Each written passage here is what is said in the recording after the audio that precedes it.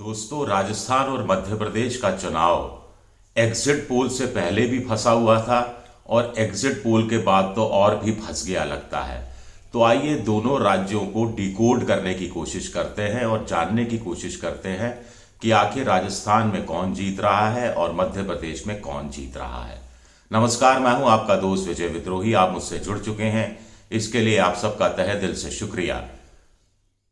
और अगले कुछ 8-10 मिनट में आपसे जुड़े रहने की कोशिश करूंगा।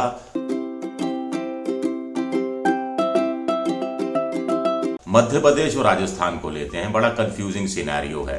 एक बार आपको सिर्फ याद दिलाने के लिए है कि राजस्थान में देखिए 199 सीटें हैं, बहुमत के लिए 100 सीटें चाहिए।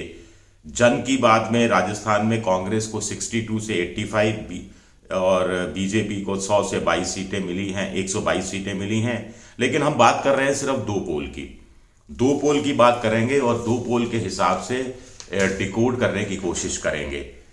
राजस्थान की बात करें तो हम आज तक और एबीपी न्यूज को लेते हैं। आज तक के लिए माई एक्सिस इंडिया ने पोल किया है और एबीपी न्यूज के लिए सी वोटर ने पोल किया है। अब आज तक का पोल ओवरलैपिंग है, यानी वो दोनों की सरकार बना रहा है और दोनों की सरकार नहीं बना रहा है। तो जब पोलस्टर ही निश्चित नहीं है कि किसकी सरकार बन रही है किसकी नहीं बन रही, तो ऐसा पोल फिर उन्होंने जग जाहिर क्यों किया, सामने क्यों लेकर आए?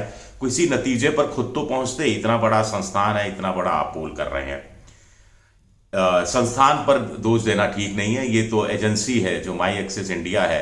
हो सकता है वो सटीक बैठ जाए तो मुझे अपने शब्द वापस लेने पड़ जाए। अब माई एक्सिस इंडिया क्या कहता है कि 86 से 106 कांग्रेस की, यानी ऑन एवरेज 96 कांग्रेस की, 80 से 100 बीजेपी की, यानी 90 बीजेपी की सीटें आ रही हैं। यानी किसी की भी सरकार बन सकती है। कांग्रेस की 106 आई तो कांग्रेस की सरकार बन गई और बीजेपी की 100 आई तो बीजेपी की सरकार बन गई। अब एबीपी न्यूज के पर चलते हैं। एबीपी का जो सर्वे है या सी वोटर का सर्वे है वो कंफ्यूजिंग है, बहुत ज्यादा कंफ्यूजिंग है, आज तक से भी ज्यादा कंफ्यूजिंग है। मैं बताऊंगा कैसे, लेकिन ये कम से कम ओवरलैपिंग नहीं है।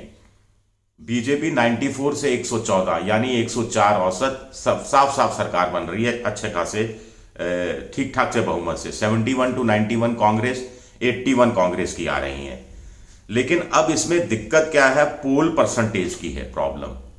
पोल परसेंटेज की प्रॉब्लम यह है कि एबीपी न्यूज बीजेपी को 45% और कांग्रेस को 41% पोल परसेंटेज बता रहा है। 4% का फर्क है, 4% का फर्क, और दोनों के बीच में सिर्फ 23 सीटों का फर्क। ये मुश्किल लग रहा है। फर्क बहुत ज्यादा होना चाहिए 4% के हिसाब से। पिछली बार 0.54% से कांग्रेस ने चुनाव जीता था, लेकिन बीजेपी से 27 सीटें ज्यादा जीती थी। अब एक और इंटरेस्टिंग है, देखिए मजेदार है, आप पूरा देखिए तब आपको मजा आएगा। बीजेपी को पिछली बार करीब 39% राउंड फिगर में वोट मिला था, जो 45% यानी 6% वोट बढ़ रहा है। कांग्रेस को 39% मिला था, जो 41% हो रहा है, यानी 2% बढ़ रहा है। लेकिन अन्य का देखिए, अन्य का करीब 22% वोट था, जो कम होकर 14% पर आ रहा है। तो अन्य का करीब 8% वोट घट रहा है। अब बीजेपी का जो वोट बढ़ रहा है वो अन्य के खाते से जा रहा है। कांग्रेस को वो छेड़ नहीं रही, कांग्रेस के हिस्से में सेंधमारी नहीं कर रही। ये कांग्रेस के लिए पॉजिटिव पॉइंट हो सकता है कि आप 5 साल अगर आपने एंटी इनकम्बेंसी वाली सरकार चलाई, लेकिन आपका वोट परसेंटेज फिर भी 2% बढ़ गया। तो ये एक इंटरेस्टिंग फिगर है कि बीजेपी कांग्रेस का वोट बैंक से वोट नहीं छीन रही, अन्य से छीन रही है। यानी अन्य पर अगर कांग्रेस ने ज्यादा ध्यान दिया होता तो शायद कहानी बदल सकती थी। अब सबसे इंटरेस्टिंग पॉइंट है, 46 सीटें। एबीपी न्यूज सी वोटर वाला कहता है कि 46 सीटें फंसी हुई हैं। 199 में से 46 सीटें, यानी हर चौथी सीट फंसी हुई है। जब हर चौथी सीट फंसी हुई है तो आप अंतिम निष्कर्ष पर कैसे पहुंच गए? ऐसे पहुंच गए कि बीजेपी के, उनके हिसाब से बीजेपी के खाते में 11 चली जाएंगी, कांग्रेस के खाते में 21 चली जाएंगी और अन्य के खाते में 14 चली जाएंगी। और दूसरे नंबर पर अन्य के लोग 30 सीटों पर रहेंगे, यानी 44 सीटों पर। हर चौथी सीट पर अन्य का प्रभाव, यह भी गड़बड़झाला है। अब मजेदार बात है कि सी वोटर के ही लोग कह रहे हैं कि साहब हमने तो ये कह दिया 46 में से बीजेपी के 11, कांग्रेस के पास 21, लेकिन 46 सीटों में अगर 80% सीटें बीजेपी जीत जाती है फंसी हुई, तो बीजेपी 130 पार चली जाएगी। लेकिन कांग्रेस ने 80% सीटें जीती तो भी वो 90-92 से पार नहीं जा पाएगी। ये कहानी है। इस हिसाब से उनका कहना है मोटे तौर पर कि बीजेपी राजस्थान में चुनाव निकालने की स्थिति में है। अब सीटों का अंदाजा तो सही नहीं लग पाया, लेकिन यह पता लगा लिया है सी वोटर ने कि कांग्रेस के 11 बागी मजबूत हैं जो 8 सीटों पर कांग्रेस को हरा रहे हैं, कांग्रेस के अधिकृत उम्मीदवार को। बीजेपी के 9 बागी मजबूत हैं जिसमें से वो 6 सीटों पर बीजेपी को हरवा रहे हैं। मान लो नहीं हरवा रहे, मान लो सिर्फ वोट कटवा साबित हो रहे हैं, मान लो कम मार्जिन से कांग्रेस बीजेपी इन सारी सीटों को जीत रही है, तो इंटरेस्टिंग क्या है, तो कांग्रेस बीजेपी 104 से बढ़कर 111 पर हो जाएगी और कांग्रेस 81 से बढ़कर 89 पर आ जाएगी। तो ये किंतु परंतु अगर मगर मैंने बीजेपी के खाते में 80% डाल दिए तो बीजेपी 130 तक जाती दिखती है, और कांग्रेस के खाते में डाल दिए तो कांग्रेस 90 पार करती दिखती है, लेकिन 100 पार करती हुई दिखाई नहीं दे रही। तो नतीजा मेरे हिसाब से क्या है, आपको स्पष्ट हो जाना चाहिए। मध्य प्रदेश की बात करते हैं। मध्य प्रदेश में भी आज तक और एबीपी न्यूज को ही लेते हैं, यानी माई एक्सेस आज तक का और एबीपी न्यूज का सी वोटर। माई एक्सेस जबरदस्त ढंग से बीजेपी को सीटें दे रहा है। 230 की विधानसभा है, 140 से 162 यानी 151 सीटें, सबसे ज्यादा सीटें। कांग्रेस को दे रहा है 68 से 90 सीटें यानी 79 सीटें।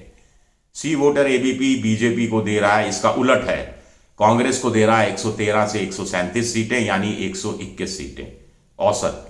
बीजेपी को दे रहा है 88 से 112, बहुत बड़ा मार्जिन है, 88 से 112। भाई कांग्रेस में आपने 14 का ही मार्जिन, 24 का मार्जिन, 113 और 24 का मार्जिन रखा, और इसमें भी 24 का, हाँ 100 सीटें दे रहा है बीजेपी को। अब सीटें इतनी ज्यादा क्यों, ये सवाल उठता है। तो देखिए, वोट परसेंटेज तो निकालना आसान होता है, उसका साइंटिफिक मेथड है, लेकिन जितना वोट परसेंटेज है उसको सीटों में कन्वर्ट करना मुश्किल होता है, और कई बार इस कारण चीजें ऊपर नीचे हो जाती हैं। एबीपी न्यूज कह रहा है कि कांग्रेस को 44% वोट मिलेगा, बीजेपी को 41% वोट मिलेगा, 3% वोट का फर्क रहेगा। उस हिसाब से वो सीटों का आकलन कर रहा है, जो उसके हिसाब से कांग्रेस को 122 के आसपास सीटें मिल सकती हैं और बीजेपी को 100 सीटें मिल सकती हैं। आज तक वाला कह रहा है कि बीजेपी को कांग्रेस से 6% वोट ज्यादा मिलेगा, तो ये उलटबांसी है, तो उसके हिसाब से वो ज्यादा सीटें प्रोजेक्ट कर रहा है। अब आखिरी में फिर फंसी हुई सीटें, राजस्थान में एबीपी न्यूज सी वोटर के अनुसार 46 सीटें फंसी हुई थी, हर चौथी सीट, फिर भी नतीजा निकाल दिया उन्होंने अपने हिसाब से। मध्य प्रदेश की 230 में से 62 सीटें फंसी हुई हैं, यानी हर 3.25 सीट यानी 3.9 सीट के आसपास फंसी हुई है, और फिर भी आपने नतीजा निकाल दिया।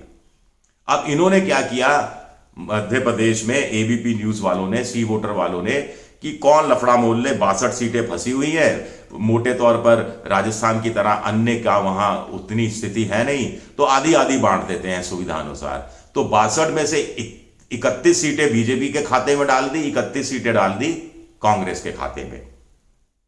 अब मान लीजिए 62 में से 31 की जगह कांग्रेस 40 सीटें जीतती है, तो कांग्रेस आराम से 130 पार कर जाएगी, और 50 सीटें जीतती है तो कांग्रेस 150 पार कर जाएगी।